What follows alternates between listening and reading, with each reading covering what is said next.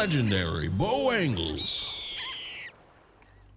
So this is a video I've been wanting to make for a while now. I wasn't sure what to title it, but these are my thoughts on Fishing Planet, on Russian Fishing 4, fishing games in general honestly, as well as where I see the future of fishing games going, and I'll be interested to see what you all think of it. One thing I hear a lot of is people commenting on videos about how annoyed they are with Fishing Planet, how they just want to be a game where they can just fish wherever and they don't have to level up or spend hours of time working their way to new areas. Now, we can take these comments as the complaints of people upset with their progress in the game, or like me in grade school, just wishing there was a cheat code to get unlimited money or God mode or something of the sort. Or we can take a moment to look at games like Fishing Planet and Russian Fishing 4 and come to an understanding that it isn't necessarily frustration you should be having with the game, but more along the lines of appreciation. And just to be clear, before you go, meh, this bow angles, he's always taking the side of those money grabber devs. No, I'm not here to defend anyone necessarily. I'm simply going to take the same concept I've used to describe Fishing Planet during live streams in the past and make an entire video about it. And in the end, honestly, this video could hurt DLC sales more than benefit them, so there's that. But let me start off with one statement which will guide the rest of the video, and that is, Fishing Planet and Russian Fishing 4 are MMO RPGs. And honestly, if you know what I'm talking about, you can end right here. I mean, Fishing Planet and RF4 are MMO RPGs. And when I say that, I mean we're talking about World of Warcraft, RuneScape, Elder Scrolls Online, Guild Wars 2, EVE Online, I could go on. You don't think of it this way. You may just think of them as some simple fishing games with some leveling and money earning to upgrade gear. However, when the definition of an MMORPG is an online role-playing video game in which a very large number of people participate simultaneously, and you take a step back and think, Fishing Planet?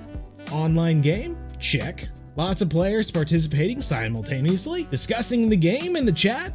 Check. RPG? Well, let's think. You take on the role of a level 1 angler. You're introduced to the game and are given some basic equipment. And although the world is based on our own, we can take on the role of an angler who is somehow able to fish 24/7, gain experience while traveling around the world, and buy fictional fishing equipment for hundreds of thousands of dollars without a worry of taxes, governments, diseases, survival, family, aging, or relationships. And he picks up fish like they weigh nothing. I mean, it sounds like a fictional world to me. And through the game, you fill the role of experiencing the climb to the top. Yes, that sounds like an RPG to me. Now, I can't say I've played every RPG that has ever come out, but I can say that I have played a good many RPGs, as well as a few MMORPGs in my gaming history. And when I think of RuneScape, when I think of World of Warcraft, are there going to be people that wish they could just type in a code and reach the end of the game? Absolutely. And in some cases, like World of Warcraft, that can actually happen. But in my opinion, when World of Warcraft started doing that, it aligns perfectly with when the game started going downhill. So I'll just avoid that sore subject altogether. But unlike story-driven games, where you take on the life of an established character, such as a rough and tough cowboy, a run-and-gun super soldier in space, or even a caped crusader, the RPG positions you as the main character. Starting at level 1, learning how to fish, slowly improving through your knowledge of basic retrieval methods, lures, and baits, as well as your equipment. Although you may even have fishing knowledge to begin with before playing, that character becomes an extension of you. It's not just some random guy whose scripted life story you unfold. This is your adventure, and you experience it with your own choices. Now, it most likely isn't necessary to explain, but just for quick clarification, when it comes to leveling in a video game, the level of your character represents your experience. This may include the skill to use gear, face stronger foes, or to unlock new abilities. And on the back end, the game takes that knowledge of your level and uses that to know how difficult to make the game based on your experience. Now, like I've said, I can't claim to be an expert on RPGs, and some games may be a combination of these more than simply black and white. But from what I can muster, RPGs are usually separated into two categories: level scaling and level gating. Level scaling in an RPG essentially allows you to travel anywhere in the world of your game, and enemies or conflicts will be scaled to your level. Envision going from the Shire to Mordor on day 1 and taking out a level 1 wimpish orc. Not too exciting when you picture this lava and brimstone area being somewhere you should only reach at the end of your game, and true to level scaling, once you become that higher level that you think would make sense to go out there, you may never encounter a wimpish orc ever again, which could have been a great way to compare how far you've come, because with level scaling, the game will continue to add harder foes to face to keep that challenge of the game alive. So in order to keep this weird experience from occurring, what the game designers will likely do is find a way to keep you from reaching an endgame location, like Mordor for instance, somehow. Perhaps connect the travel there to a storyline element or a missing skill or a piece of gear you're missing. Or if they do allow you to go wherever you want at level 1, the enemies you may encounter there may be scaled down from a mighty troll to a wimpish orc, to make sure that they save those encounters with mighty trolls till you reach a higher level. And this is when the lines get blurred a little bit, because even if there was an open world fishing game with level scaling like Call of the Wild of the Angler,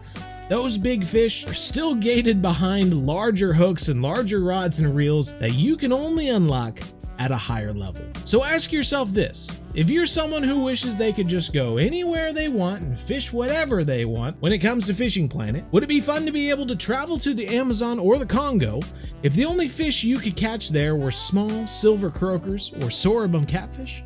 Meanwhile, higher level characters around you are catching Goliath tigerfish, arapaima, and redtails? Or would it be more fun if your first experiences at those locations were going after the largest fish available yourself? This is where level gating comes into play. Similar to World of Warcraft, RuneScape, and the like, the most difficult environments or regions to explore involve encounters with high-level foes, which keep you from entering them.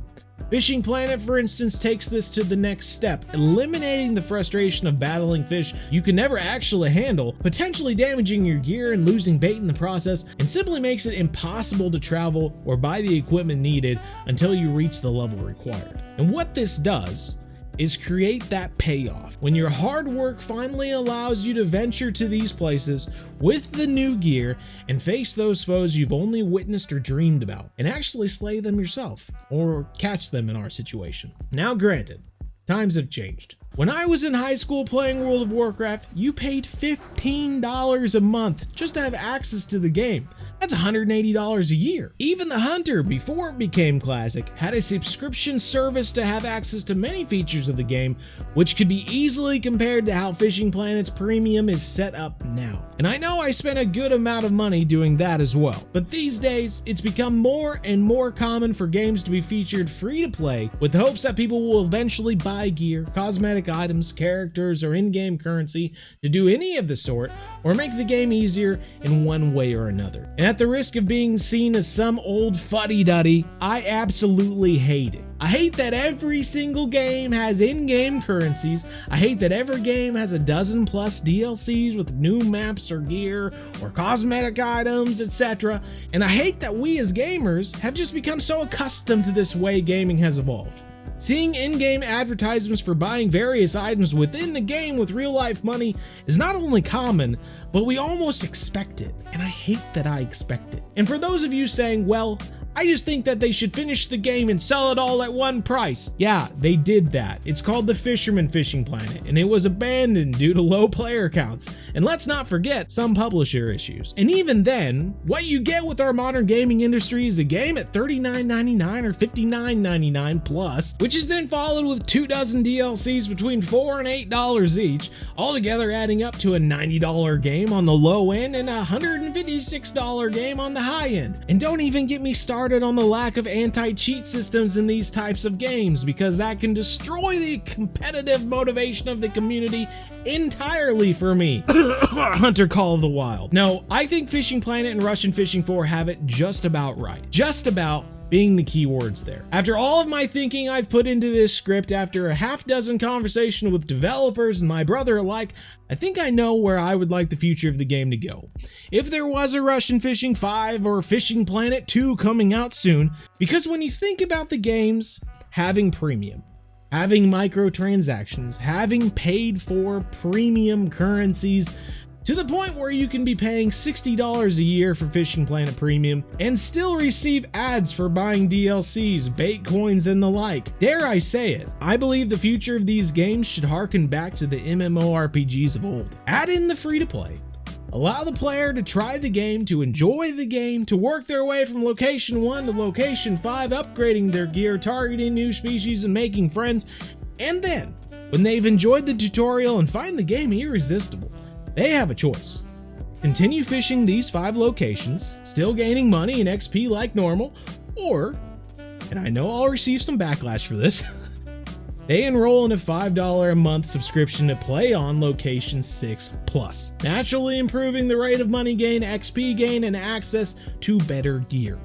No DLCs, no paid for premium currencies, no grinding away endlessly at the same boring tasks for hours on end, no ads in your face between locations, bait coins to move time along, etc. Just classic MMORPG mechanics. Interacting with others, chasing down big foes, working hard to complete missions and goals, tackling new locations, new fish, new gear, all while gaining experience and money that prove that our hard work is paying off. And honestly, as a completely optional feature, on top of the player versus player competitions these games have already, I would love to see more player versus environment group play. Create a group finder where you join the lake together and get a 10-minute window to catch 200 pounds of largemouth bass to spawn the elder bass or something, and everyone needs to work together to catch that amount needed in the allotted time limit, and then 2 out of 10 people end up catching the elder bass afterwards to receive exclusive gear, with various drop rates or something just to make it more fun. I want to be able to look at another angler and be able to estimate how many boss fish they've tackled just by what they're wearing, the gear they're using, or the boat they're driving, despite their level. It's a fishing game, I know, and I like that Russian Fishing 4 and Fishing Planet are what they are. While one is certainly more focused on being a simulation than the other, they're games made by people who enjoy fishing for people who enjoy fishing. But at some point, the lines between the simulation and the game need to blend a bit, which is really where I think Fishing Planet has excelled. Combining real-life fishing skills such as the time of day to fish, lure choice, retrieval methods, line weights, rod strength and reel drag, baits, fish identification, and more, with the optional features to chase after a terra tarpon or a frankenfish with holiday events just to keep you coming back for more throughout the year. So if you're someone who shows up to Fishing Planet or Russian Fishing 4 expecting to just be able to travel anywhere you want and use whatever gear you want on day 1, well, guess what? The tough lesson here is, this game isn't for you. And tougher yet, this isn't a situation where the games need to change to your desires. This is an opportunity for you to experience some growth as a game player, because that's what RPGs are.